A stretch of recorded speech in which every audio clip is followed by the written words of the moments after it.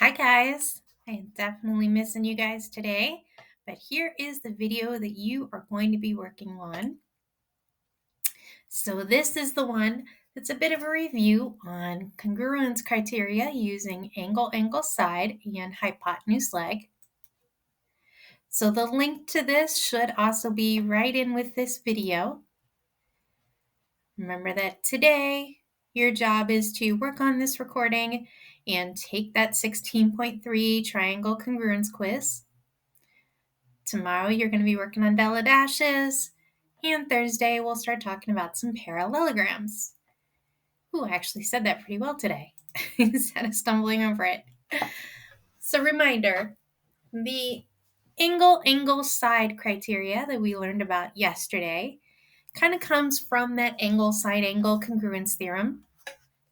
So as long as we have two angles that we know are congruent, two sets of corresponding angles that are congruent, they must come right after each other. And then the side, one pair of sides here that are congruent that is not between the angles. If it's between the angles, it's angle, side, angle. If it is not between the angles, then it is angle, side. So you can see here we've got angle C and F are a pair that are congruent. Angle E and B congruent. And side AB and DF are congruent. That is the angle, side shortcut. We also had hypotenuse leg. Big thing about that is it has to be a right triangle. And you have to know that the hypotenuses, which is again the side across from the right angle, you have to know that they are congruent, along with one other side. And it doesn't really matter which side. I should say one other pair of corresponding sides. Doesn't really matter which side, as long as it is one of the corresponding sides. So hypotenuse, one of the legs, and then an angle.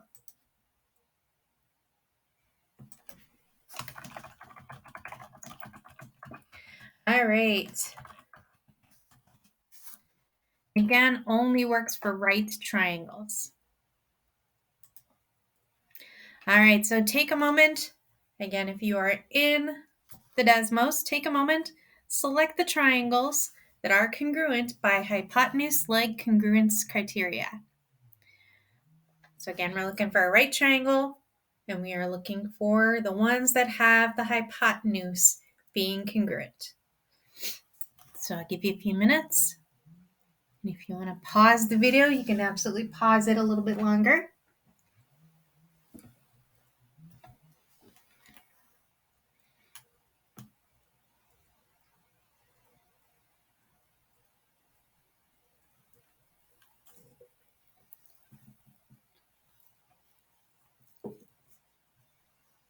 All right, and again, if you need a little bit longer, feel free to pause it.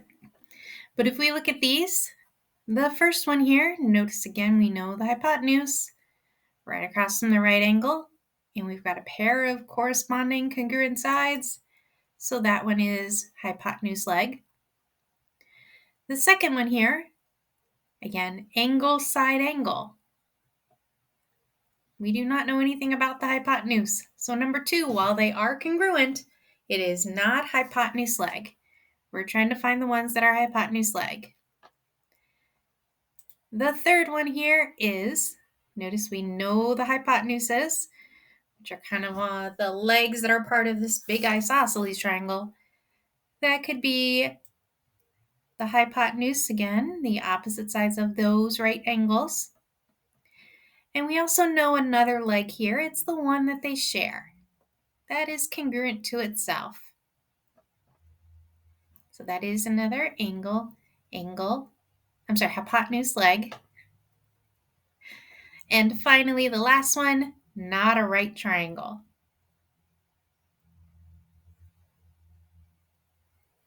So it's 1 and 3.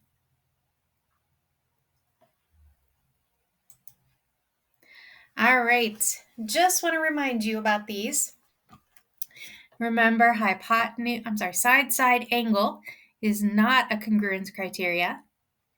Here is an example of it.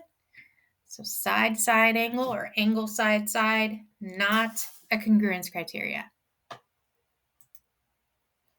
Same with angle, angle, angle. Again, we kind of drew this picture in class yesterday. You can kind of see these. If they have the same angles here, this would be 60. Let me use my pen to write it so it's smoother. This is 30. That is a sad triangle. I do apologize for that. But you can tell they're not congruent. This one has actually been stretched a little bit or using the old dilation.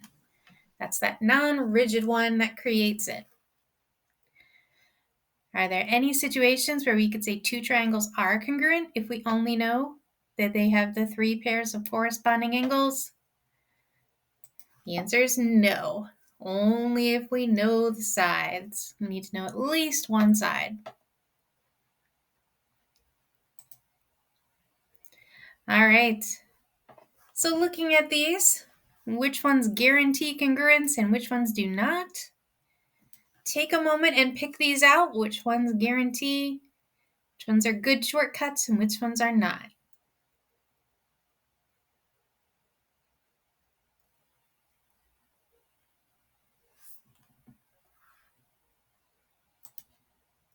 All right, and again, if you need to pause this a little further to finish answering this, feel free to pause this recording. But hypotenuse leg does guarantee. Same with side, side, side, side, angle, side, angle, side, angle,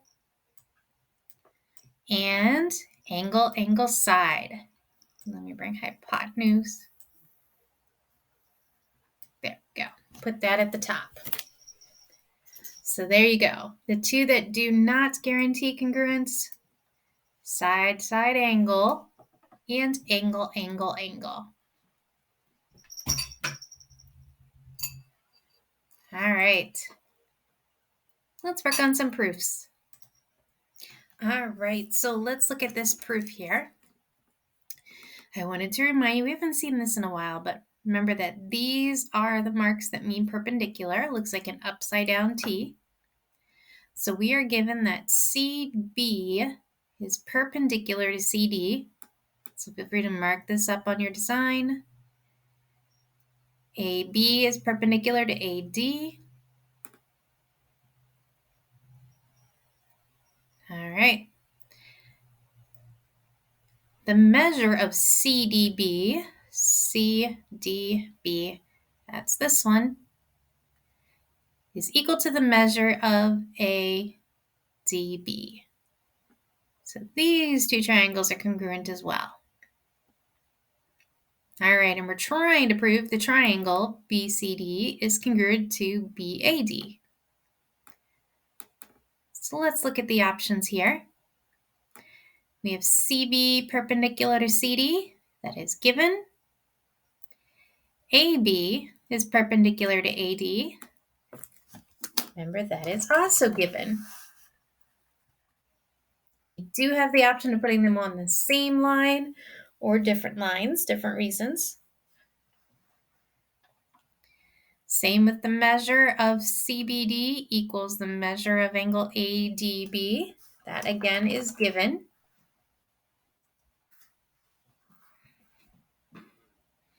All right, I'm formally going to state then, since the measures of those two angles are given to be equal, I am going to say that they are congruent. I like to just kind of formally throw that out there and state that. And the reason I can state that is definition of congruence. I said the measures are equal, so now I can say they're congruent. And I don't have my congruent thing there, so I'm using the equal sign to be congruent. Let's see, is there any other information we have? We do. We can mark this side, the one they share, is congruent to itself. So BD is equal to EB. Whoops. EB. BD is equal to DB. Again, that's the old reflexive property.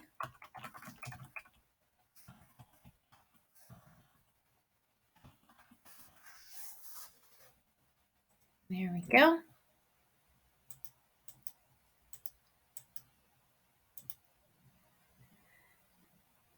So now if I look at this correctly, I have angle, angle, and a side that is not included. Notice I can't say hypotenuse leg because I don't know another leg. I just know the hypotenuses are congruent, but I don't know anything about the other two legs. So I can't use hypotenuse leg, but I can use angle, angle, side.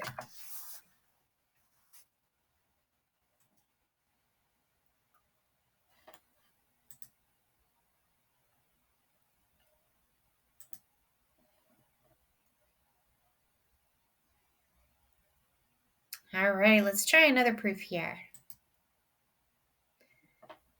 So again, remember those perpendiculars.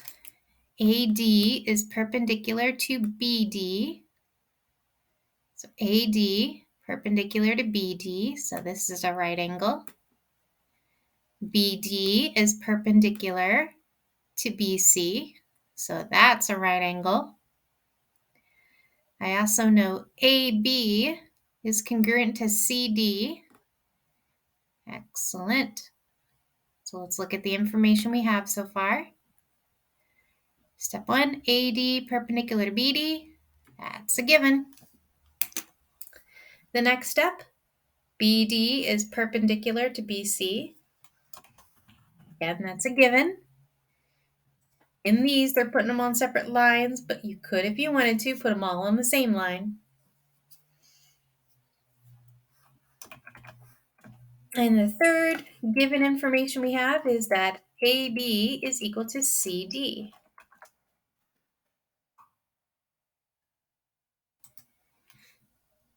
All right, we've marked those all in our diagram.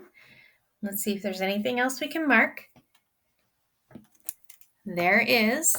You can see they share a line. BD here. So BD, come on, there we go. BD is equal to DB, or it's equal to itself. Again, that is the reflexive property.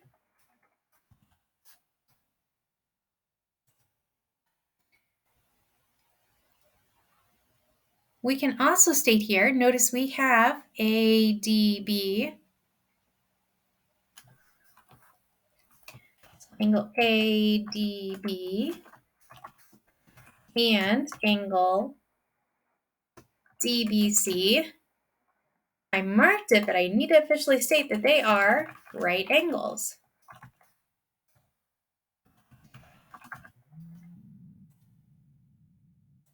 I can formally state they're right angles, and the reason I know they're right angles, because that's the definition of perpendicular, that it creates those right angles. Since I've stated that they're right angles, I can now say that they equal each other. I probably should have done that on the last one too, just to cover my tushy, make sure I'm explaining everything. I can say they're congruent now. And the reason, all right angles are congruent.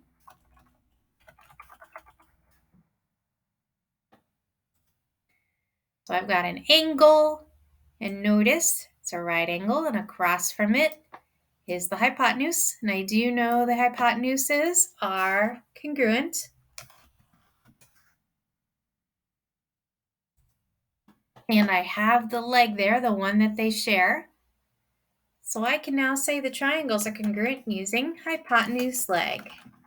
Congruence postulate. This is an example again of hypotenuse leg.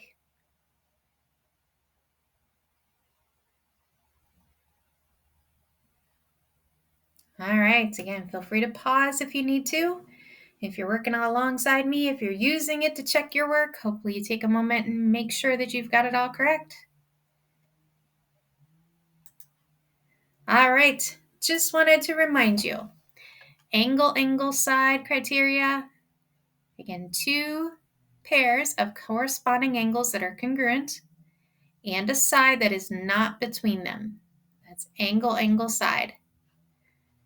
Hypotenuse leg, again, remember, has to be a right angle or a right triangle, and we have to know that the hypotenuses are congruent.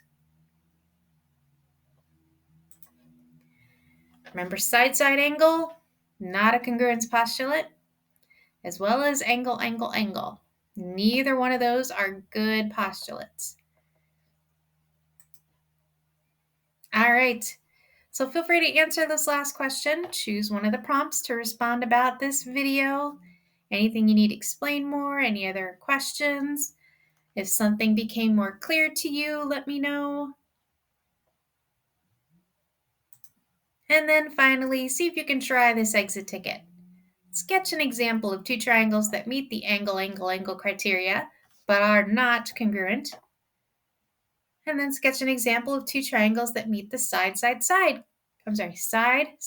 angle criteria, but again are not congruent. So feel free to graph those. I hope you guys have a wonderful day, and I will see you guys either on Wednesday or Thursday.